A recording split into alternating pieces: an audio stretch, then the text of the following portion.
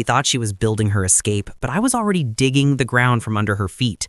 For years, my wife had been carefully setting aside money in a hidden account, waiting for the day she could walk away with everything, including the business I had built from scratch. She thought I would never notice, but I did, and instead of confronting her, I chose something better. I decided to let her play her game while I quietly destroyed it from the inside. It started small, with me noticing little details that didn't add up.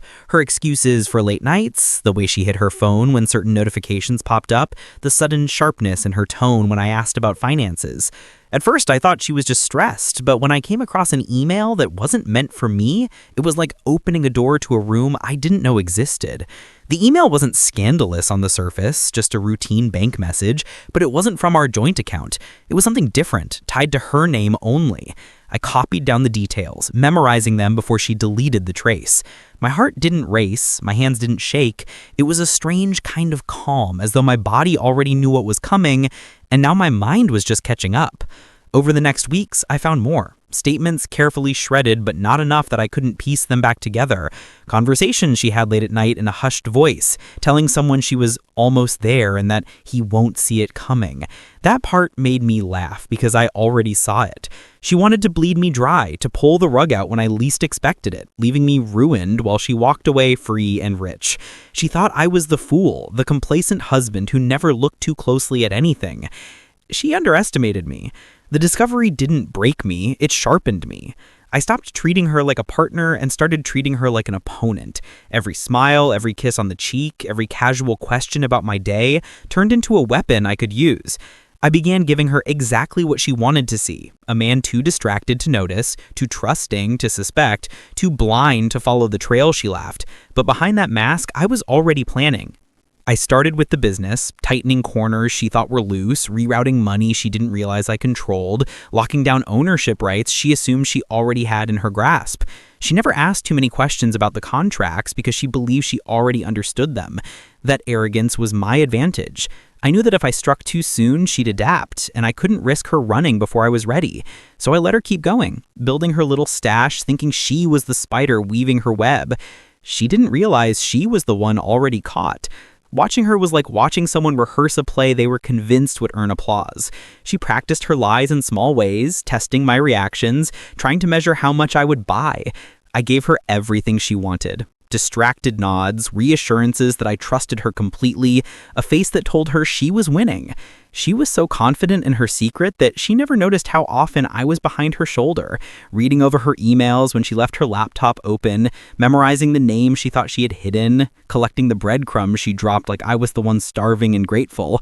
The truth was, I wasn't starving. I was waiting. I wasn't just going to expose her, I was going to take the ground out from under her until the only thing left was the wreckage of her own plan.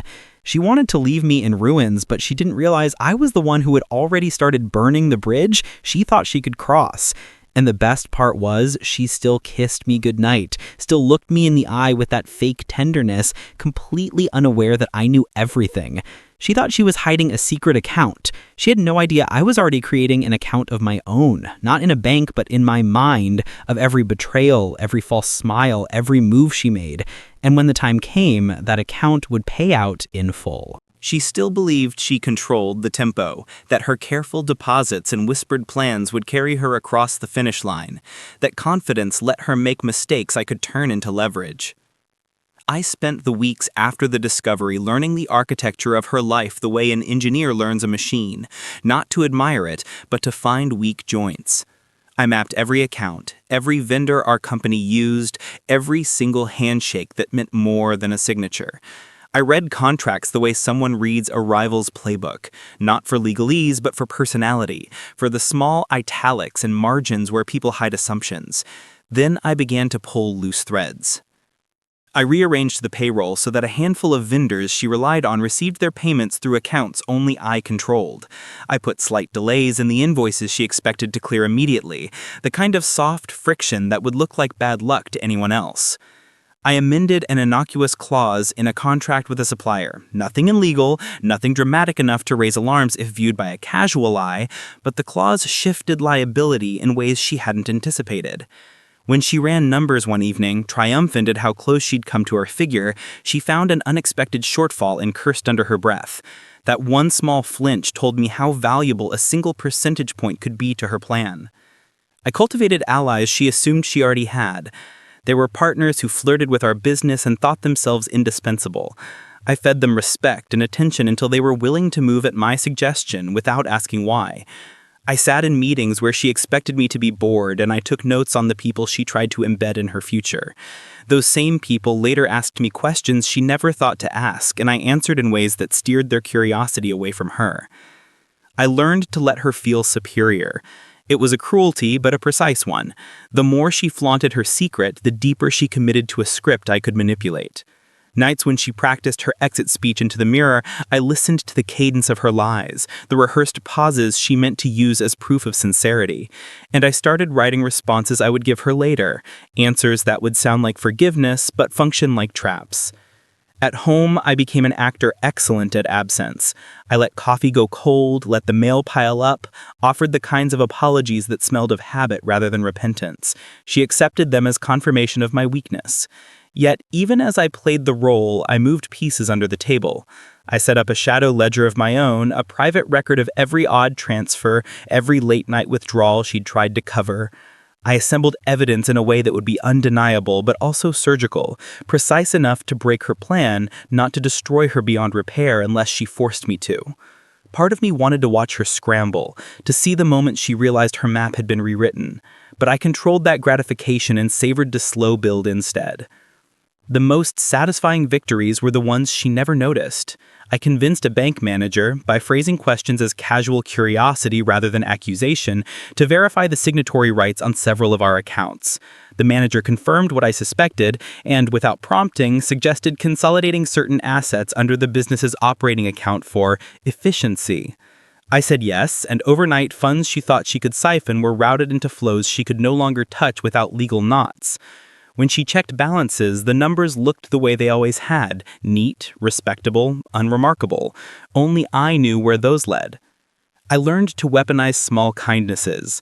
I listened when she shared childhood memories of her mother's frugality and, later, in a tone of faux concern, suggested small redundancies for our savings, automatic transfers that would, conveniently, smooth obvious spikes and make hidden accounts less necessary. She accepted the suggestion because it fit her own narrative of cautious planning. It was absurd how easily she made the system do her bidding and yet accepted my adjustments as help. I began to test her with affairs of taste rather than law. A dinner out with an investor I knew to be curious. A sudden interest in revamping our company website that required passwords she didn't hold. Each test was a way to see whether she'd stray from caution when vanity called. Sometimes she did, and the consequences were tiny and useful. An email sent from an unsecured device, a password written on a sticky note and tucked into a planner. Those scraps became the tools I would use to build a case that would look like exposure rather than entrapment. There were moments that required restraint, when a part of me wanted to confront her in a public, devastating way. I turned those moments into strategies instead. I recorded conversations only when they proved her intent without ambiguity. I photographed receipts that tied her voice to transactions. I never let passion make me sloppy. I learned how to read the economy of her temperament, when she was careful, when she was reckless, when she sought validation. In one brutal yet elegant move, I arranged for a potential buyer of our business to express casual interest in a division she had planned to take. The buyer called her directly, flattered her, asked for projections, then asked me to run a deeper valuation to smooth the process. I did, and the valuation included clauses that would require approvals she didn't possess. She called me at midnight with a laugh half thin and half triumphant because her next step had seemed so close. I answered with a neutral, helpful tone and promised paperwork in the morning. When she arrived at the office the next day, all the boxes she expected to check were gone, or required signatures she no longer provided. She bit her lip and smiled through it for the first time in weeks, pretending everything was under control. Inside, I cataloged the moment as victory. Revenge, I discovered, is less about fireworks and more about steering the person who wronged you into the uncertain ground you designed. I wanted her to feel the slow, inevitable unraveling of certainty, to realize that every plan she had counted on was now a puzzle I had rearranged. I never wanted to humiliate for the sake of spectacle. I wanted to dismantle the arrogance that had allowed her to build a life on the assumption that I would never look close enough to notice. She began to shift, small signs that told me she could feel pressure without knowing its source. Her confidence faltered in odd ways, like when she snapped at a waiter for bringing the wrong wine, or when she double-checked her phone 3 times during a meeting as if the numbers on the screen might have changed while she blinked. She still played the role of the wife who cared, but her voice carried an edge, a suspicion she hadn't earned the right to show. I let her paranoia grow, feeding it indirectly by letting small inconveniences build. An email from the bank delayed by hours, a transaction she didn't remember authorizing, vendors who suddenly requested clarifications only I could provide. None of it was obvious enough to prove tampering, but it unsettled her, and that was the point. She thought she was losing her grip, not realizing I had already cut the ropes. I learned to time my silences. When she asked me about work, I gave her vague answers that carried just enough detail to sound authentic, leaving her to fill the gaps with whatever fear she carried.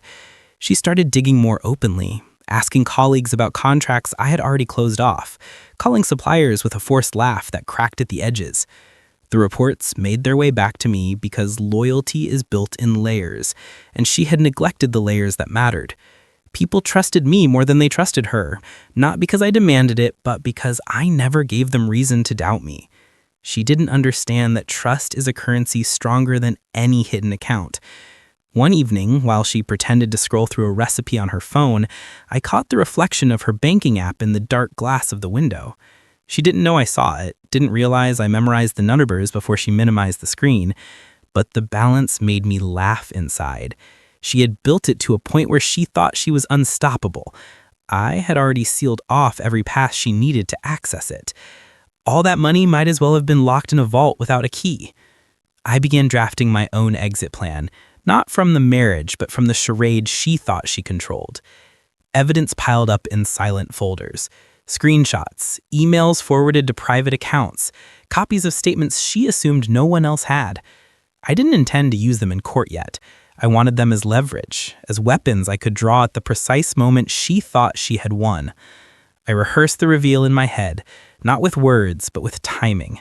The goal was never to yell or accuse, but to let silence speak louder than rage. To hand her the undeniable proof of her betrayal and watch her scramble for explanations that no one would believe. She had made me invisible in her narrative, the background character she assumed would never change. That was her fatal mistake. I started setting traps inside the business that looked like opportunities. A new supplier with promising rates that only I vetted. A restructuring proposal that shifted executive control onto my side of the ledger. A delayed project she had wanted to champion but which I stalled with red tape that pointed back to her. Each move was subtle enough to appear circumstantial, yet together they rewrote the entire landscape she thought she understood. She began to confide in me again, ironically, because fear drove her to seek comfort. She told me she was stressed, that she felt something was off, that she couldn't explain why money didn't stretch the way it should. I nodded, I kissed her forehead, I told her she was imagining things, and in those moments, I almost admired her ability to lie while begging for reassurance. But admiration was nothing compared to the satisfaction of knowing the truth sat in my pocket while she stumbled in the dark. The night she mentioned selling a small portion of her secret savings to cover a few unexpected gaps, I knew the game was about to peak.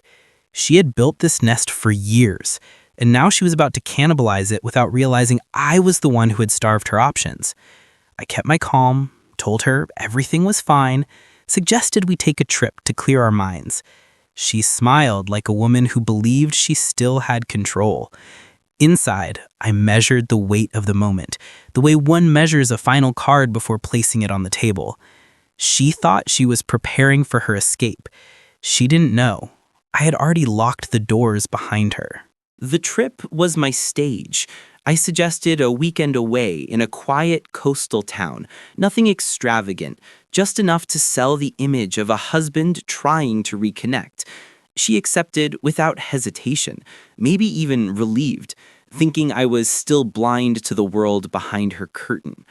On the drive there, she hummed softly to the radio, her hand resting casually on her lap, and I watched the way her eyes drifted toward the horizon like someone daydreaming about a future that didn't include me. That future was already gone, but she didn't know it yet. At the hotel, she unpacked neatly, almost ceremoniously, lining up her clothes as though order gave her power. I played along, asking if she wanted wine, letting her sip slowly until her shoulders dropped and her smile returned. Later that night, when she fell asleep, I opened her laptop with the password I had memorized weeks earlier. She had grown careless, storing fragments of her plans in drafts and encrypted files she thought untouchable. Within minutes, I was looking at spreadsheets of projected expenses, emails exchanged with lawyers about exit strategies, even a draft letter she had written but never sent, where she explained to me, in sterile language, why she was leaving. Reading it didn't sting the way she might have imagined. It was almost pathetic how clinical her betraying looked when laid out in bullet points and financial forecasts. She hadn't even tried to dress it in emotion.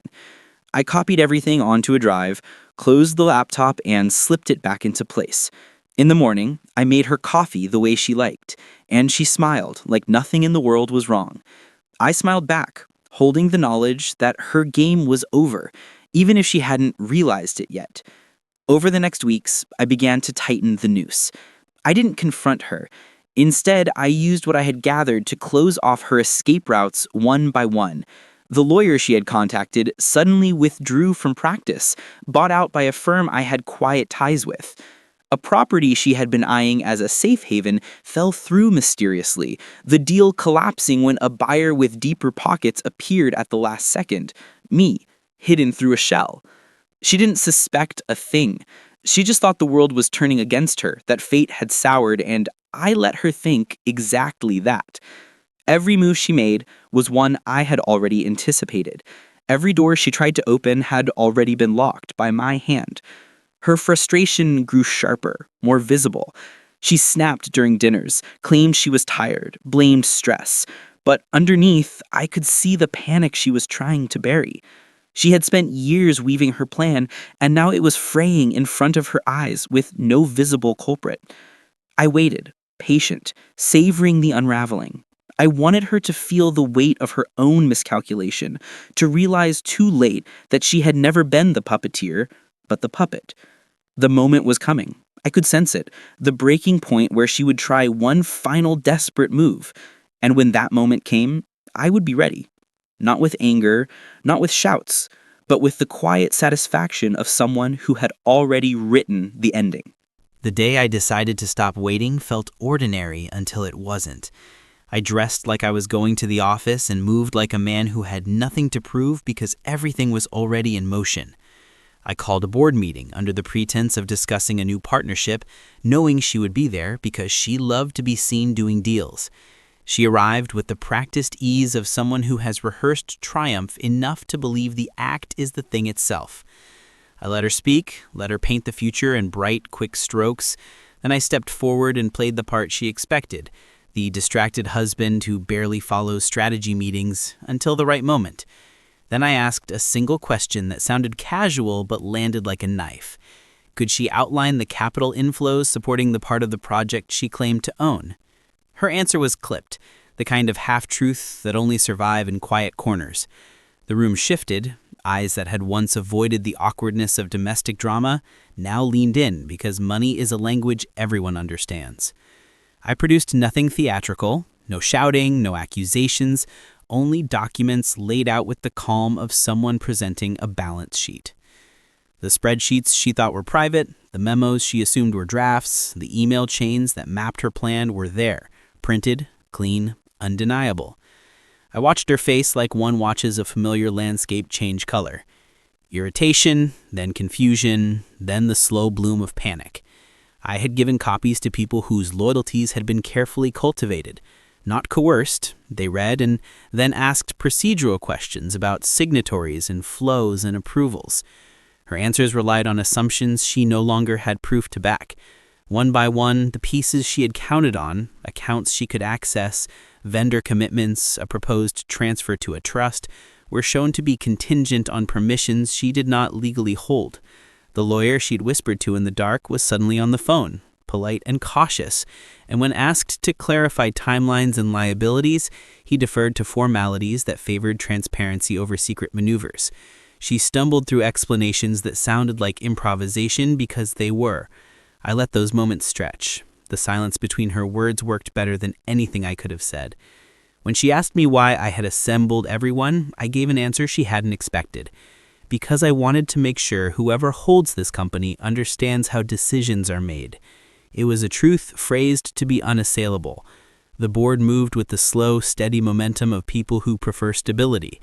They voted to put certain assets into temporary oversight while an audit cleared the air. A technical, unromantic measure that felt like a guillotine to someone who had been planning to slip away. She argued, of course, with the dignity of someone trying to salvage pride, but her words were thin against the weight of documents and signatures. Later, in a small conference room away from the cameras and the polite murmurs, she asked me to speak plainly. I could have exposed every secret then, torn apart all the years of quiet calculation, but vengeance is best served when it leaves room for the other person to see the truth and watch the consequences belong to themselves. I told her what she already knew to be true, in a voice that offered clarity rather than cruelty. I knew about the account, I knew about the lawyer, I knew about the properties. I had traced every line she thought invisible. I told her I could press charges, make everything public, ruin what she loved. And at that possibility, her face finally moved from panic to something rawer. Regret maybe, or terror. Instead, I offered terms that were surgical. Relinquished claims to the parts of the business she had planned to take, signed a settlement that ensured she wouldn't exploit inside knowledge to hurt the company, and agreed to a separation that left both of us with dignity rather than the spectacle of ruin. Her first instinct was to scoff, to think she could bluff through, but the company had already decided that stability mattered more than spectacle. The oversight was real, the audit thorough, and the financial pathways she had tried to use were closed. The settlement I proposed was fair in numbers, but unforgiving in consequence. No secret accounts, no back channels, a clear line drawn that made future scheming legally and practically difficult. She signed because she had to. She left with money she had squirreled away before I managed the reroutes I engineered, but not nearly enough to buy the new life she had fantasized about. The life I dismantled had been built on assumptions about my complacency. The life I rebuilt afterward was quieter, smaller in certain pleasures, but clean.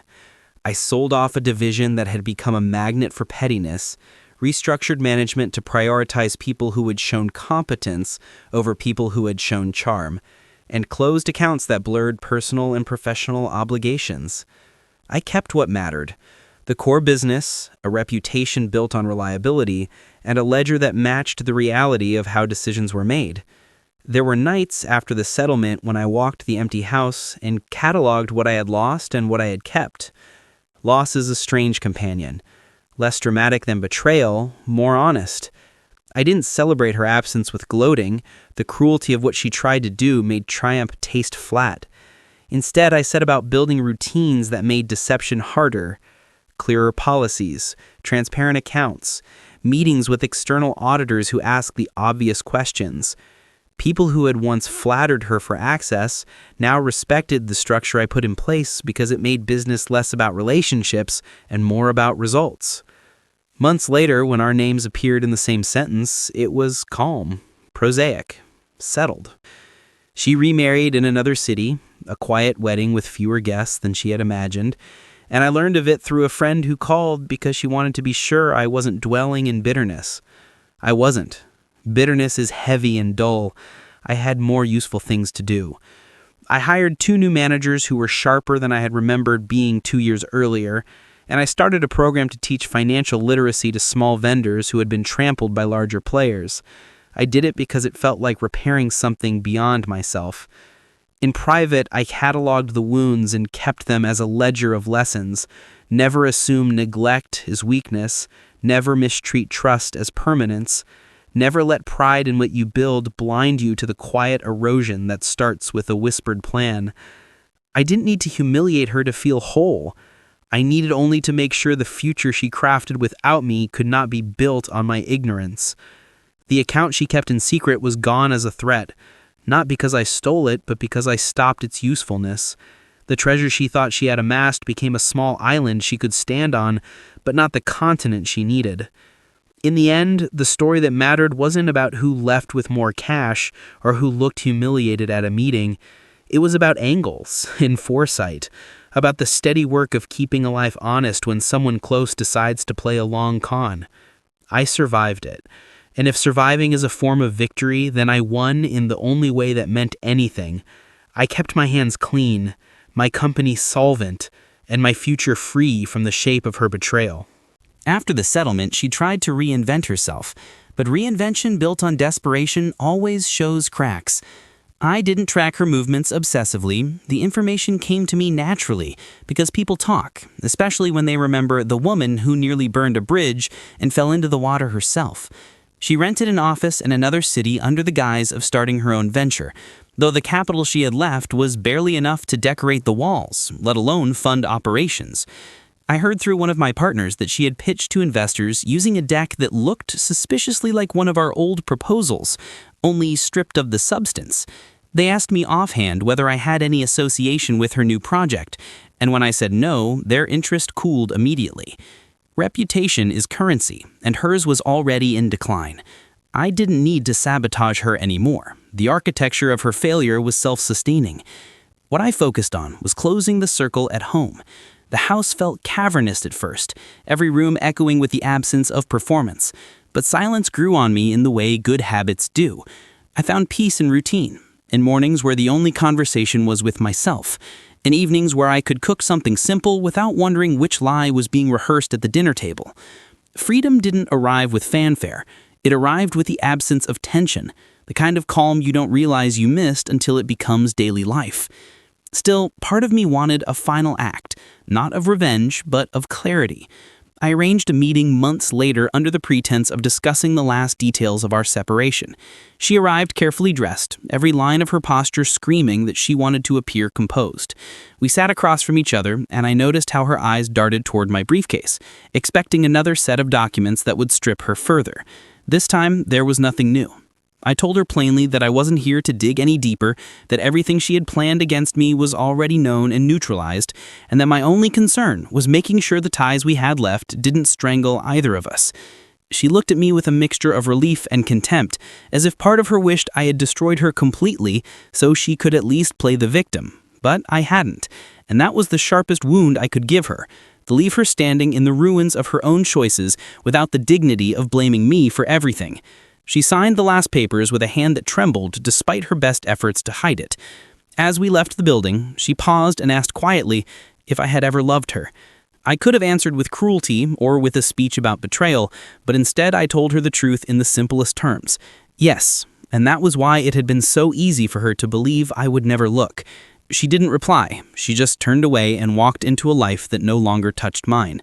That night I sat in the office alone, the company humming quietly around me, and I felt something I hadn't expected. Not triumph, not bitterness, but relief. The secret account, the betrayal, the manipulation, all of it was a closed chapter.